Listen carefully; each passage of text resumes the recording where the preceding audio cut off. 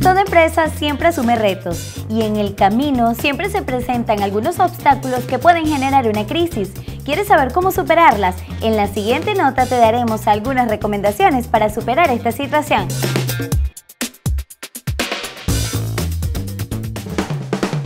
Todos hemos enfrentado alguna crisis en la vida y las empresas no son ajenas a esta situación.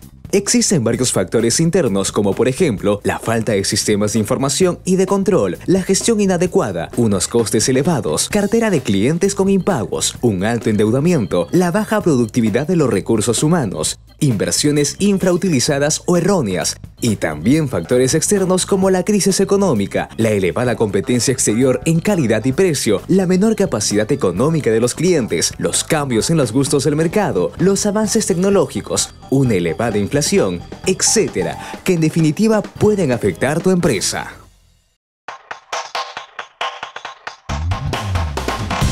Una crisis es un acontecimiento grave y decisivo que afectan el desarrollo de un proceso.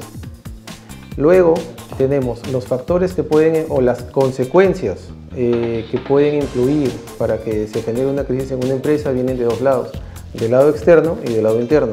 Del lado externo básicamente se refiere a todos los acontecimientos que suceden fuera de la empresa, por lo tanto la empresa no tiene control sobre ellos. Podría ser, por ejemplo, un fenómeno natural, un terremoto, una crisis económica, etc.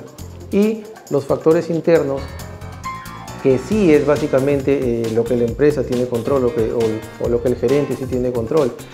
Podría ser la pelea entre socios, podría ser el sobreendeudamiento, de mala comunicación o de mal manejo de comunicación, y podría ser un tema también de cartera morosa. Cuando existe una crisis interna o al interior de la empresa, el administrador o en todo caso el gerente puede prever la crisis. ¿Por qué? Porque la crisis no es que nazca de la noche a la mañana como en el factor externo, sino que va dando alertas. Y el gerente o el administrador tiene que estar preparado para saber leer esas alertas, ¿no? Para evitar la crisis. Lo primero que tenemos que hacer una vez ya instalada la crisis en la empresa es ser conscientes de que la empresa está en crisis. Mientras más rápido seamos conscientes de que la empresa ha entrado en crisis, más posibilidades tenemos en cuanto a tiempo de acortar la solución. Lo segundo es mantener la calma. Posterior a eso, una vez que se mantiene la calma, se busca cuál ha sido el problema de la crisis. Una vez identificado el problema, lo que se tiene que hacer es plantear una solución, pero una solución en positivo. Es decir, se tiene que ver la crisis como una oportunidad.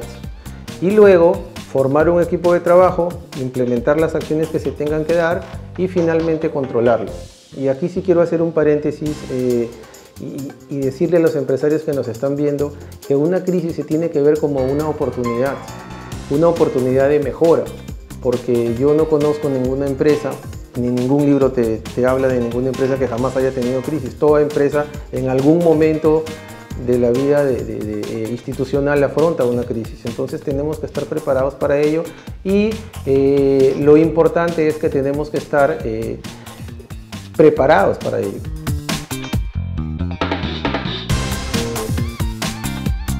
El primer consejo que le debemos dar a los empresarios, grandes, pequeños y medianos, es que todos en algún momento de su vida podemos afrontar una crisis.